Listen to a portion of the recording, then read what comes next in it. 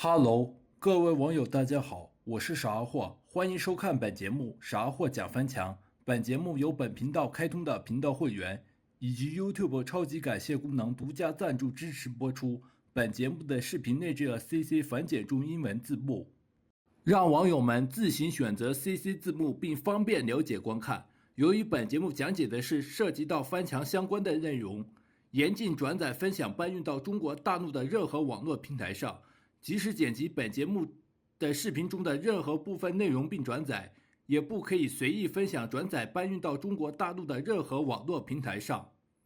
有关本节目视频的相关观点等仅供参考。本节目要讲解的是罗宾和农民工小戴，都是来自中国大陆的个人 YouTuber， 都是在有家庭的情况下做全职自媒体，同样都是个人自媒体作者同行，在做全职自媒体的情况下，罗宾和农民工小戴为何能够长远下去，并值得网友们的观看，欢迎支持。以及本频道讲解个人自媒体作者在有家庭的情况下做全职自媒体的相关建议。另外，马上就要过春节了，本频道在此祝大家新年快乐。如果看完并对本频道有感兴趣的朋友，记得订阅本频道并点击小铃铛。当有新视频发布等有关本频道相关消息时，就会收到最新通知。如果有朋友对本频道想要进行赞助支持的话，主动且真心自愿的情况下，本频道已经开通频道会员、YouTube 超级感谢、微信打赏码等赞助支持，以便于想要真心主动自愿支持本频道的朋友们能够赞助支持本频道，让本频道继续创作更新运营并永久长远下去。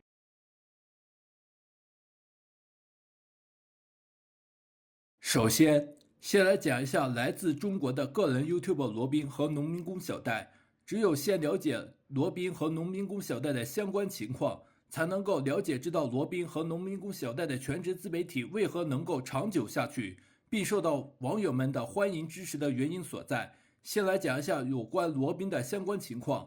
罗宾是武汉本地人，在武汉本地出生。是一名在某国企的正式职工，在某国企工作，现在已经从某国企辞职，并且全职做自媒体。罗宾是在2015年的时候翻墙注册观看使用 YouTube， 并在2018年4月份的时候开设了属于自己的 YouTube 频道，并发布了自己创作的视频，还在其他的多个自媒体平台上开设了其自己的频道并运营，但主要以 YouTube 为主。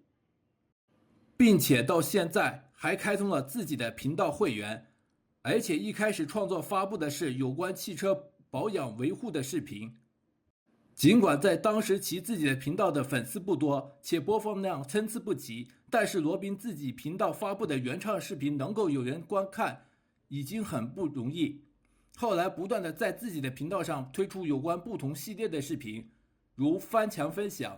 美国日本旅游之行、罗宾说事、新疆自驾游等不同类型系列的视频，并在其自己的频道上开设分享有关不同类型的视频的系列合集，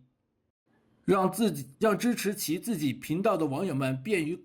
了解观看。后来慢慢的，其自己的频道的粉丝、观看量、人气等不断的增加，尤其是在2020年，在武汉疫情封控的情况下，并在其自己的频道上发布有关疫情封控下实拍的系列视频《罗宾日记》。罗宾的频道旗下《罗宾日记》系列的视频一经推出，就吸引了不少的各国网友们观看并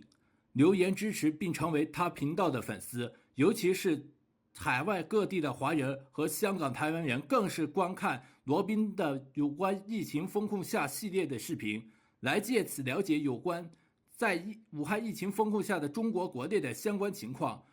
而且争相观看留言支持他的频道，并且还寄了东西给他打赏等等。因此罗宾的频道观看量、粉丝数不断的暴增，并且粉丝量达到了14万左右，还收到了 YouTube 官方发的10万订阅者奖牌。现在罗宾的频道的粉丝订阅量已经达到了15万左右。除此之外，罗宾还开设了其自己的猫咪频道罗小咪，虽然只有3600粉丝的订阅，而且目前已经停更，但同样也受到了网友们的支持欢迎，并观看、订阅、点赞、留言支持。目前现在罗宾主要策划拍摄的视频系列是罗宾 Vlog， 并且以社会热点等相关作为主打，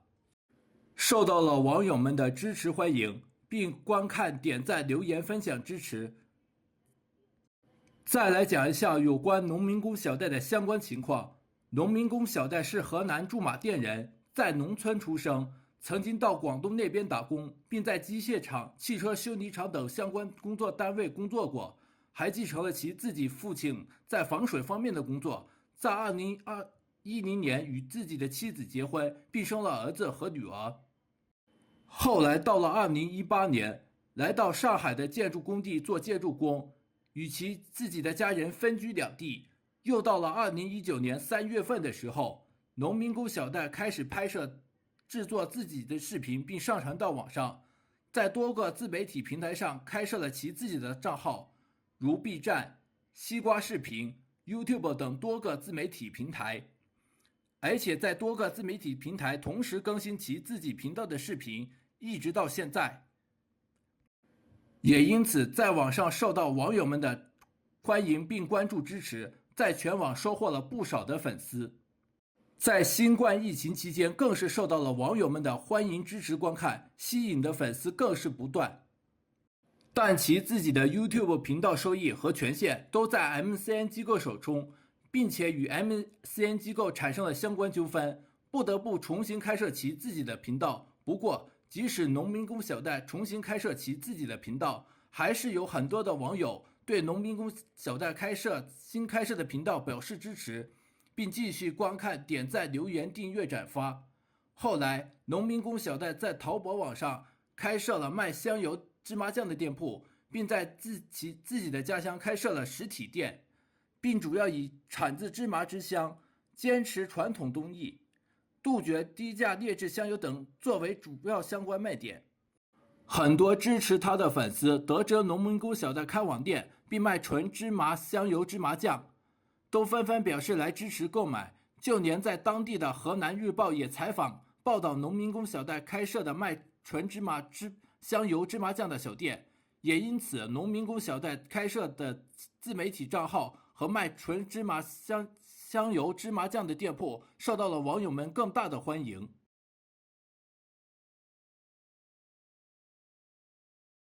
同样都是个人自媒体作者同行，且在有家庭的情况下做全职自媒体，为什么罗宾和农民工小戴受到网友们的欢迎支持并能够长远下去？根据本节目和网友们通过对罗宾和农民工小戴进行多年的观察，以及网友们关于罗宾和农民工小戴的评价等各种相关因素。首先来讲一下罗宾。从罗宾的关于2022年初武汉疫情封控记录题材的视频中就可以看得出来，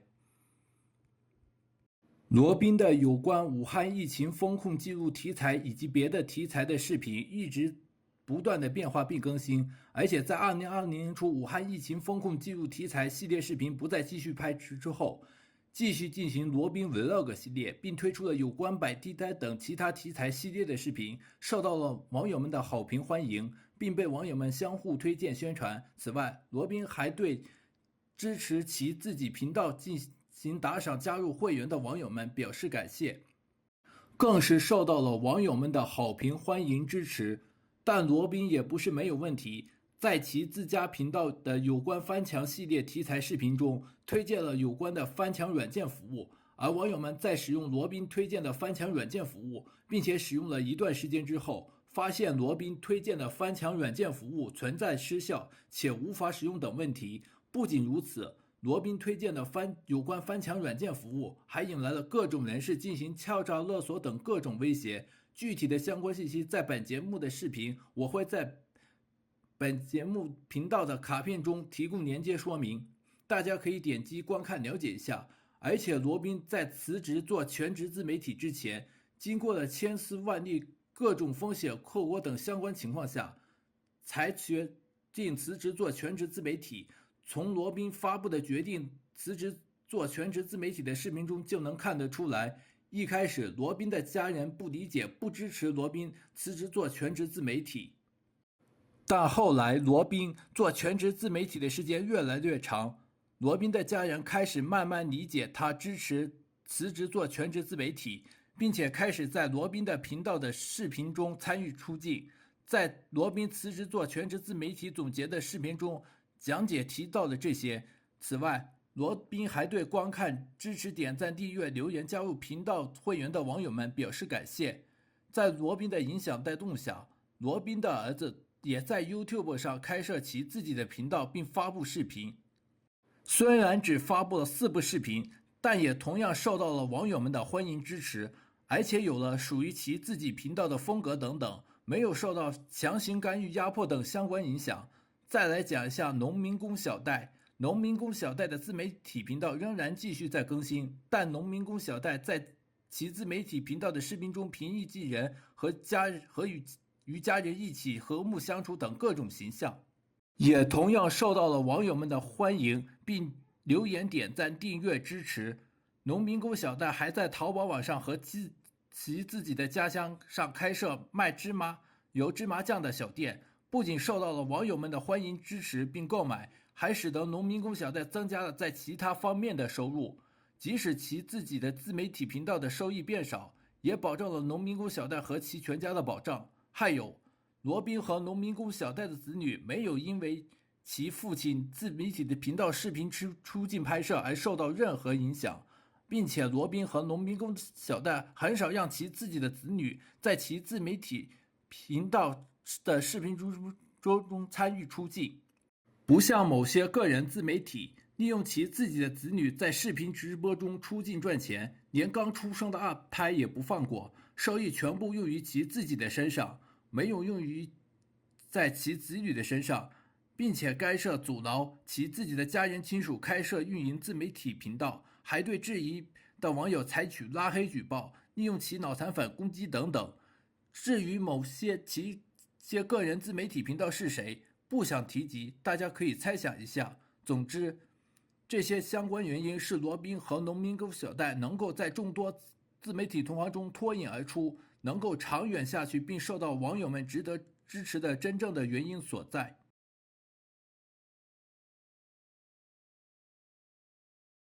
如果个人自媒体作者想要做全职自媒体的话，尤其是在有家庭且拖家带口的情况下，本节目是非常不建议的。在有家庭且拖家带口的情况下，更是不建议。为什么？罗宾和农民工小戴都是在有家庭且拖家带口的情况下做全职自媒体。罗宾在辞职做全职自媒体的前提，是因为其家里有很多的存款和老婆有工作单位，且在跟自己的老婆商量下才进行决定辞职做全职自媒体。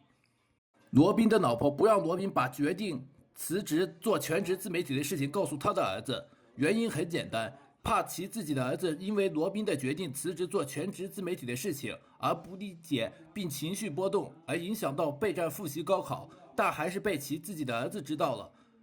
并且开始不理解不支持爸爸为什么要辞职做全职自媒体。直到后来罗宾做全职自媒体的时间很长，儿子才开始理解支持爸爸做全职自媒体。从罗宾在辞职之初做全职自媒体不被家人的理解的情况来看，在有家庭且拖家带口的情况下做全职自媒体需要家人亲属的理解支持，不是一件容易的事情，需要很长的时间来向家人亲属解释说明为什么要做全职自媒体，并且要得到理解支持。另外，在有家庭的情况下做全职自媒体的分散精力非常大，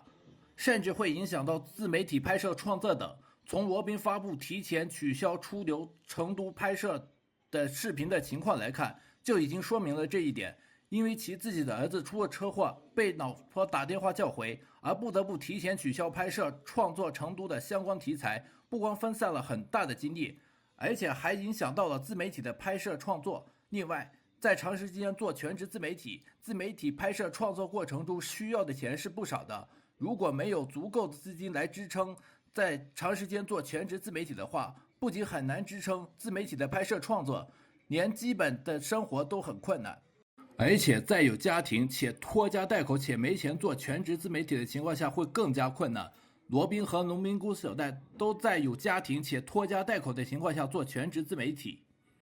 但在决定做全职自媒体之前就已经考虑到做全职自媒体的资金等相关问题。罗宾本人有资金积蓄，罗宾的妻子有工作且也有资金积蓄，不会因做全职自媒体的相关问题而影响到罗宾的儿子读高3并准备高考上大学等等。而农民工小戴不只是在做全职自媒体，还在网上和其自己的家乡开设卖芝麻酱、芝麻油的小店，不仅增加了不少的收入，还保障了其家人的生活教育不受任何影响，并无后顾之忧。如果真要想做全职自媒体的话，首先需要做好资金方面的准备工作。做全职自媒体需要的资金越多越好，毕竟做全职自媒体是需要钱的。其实，在做全职自媒体之前，需要慎重考虑，别一下子头脑发热就盲目决定做全职自媒体而后悔。在做全职自媒体之前，先做兼职自媒体，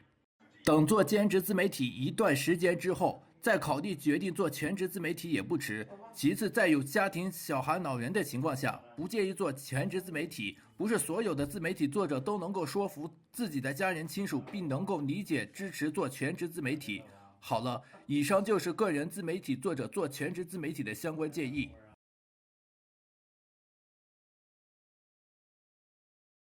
好了，以上关于罗宾和农民工小戴的全职自媒体为何能够长远下去，并值得网友们的欢迎支持，以及本节目讲解个人自媒体作者在有家庭的情况下做全职自媒体的相关建议就到这里了。如果看完并对本频道有感兴趣的朋友，记得订阅本频道并点击小铃铛，当有新视频发布等有关本频道相关消息时，就会收到最新通知。如果有朋友对本频道想要进行赞助支持的话，主动且真心自愿的情况下，本频道已经开通频道会员、YouTube 超级感谢、微信打赏码等赞助支持，以便于想要真心主动自愿支持本频道的朋友们能够赞助支持本频道，让本频道继续创作更新并永久长远下去。欢迎大家来观看支持傻或讲翻墙，您的订阅、点赞、评论、转发一条龙是对本频道最大的支持动力。好了，我是傻货，我们下期视频再见，拜拜。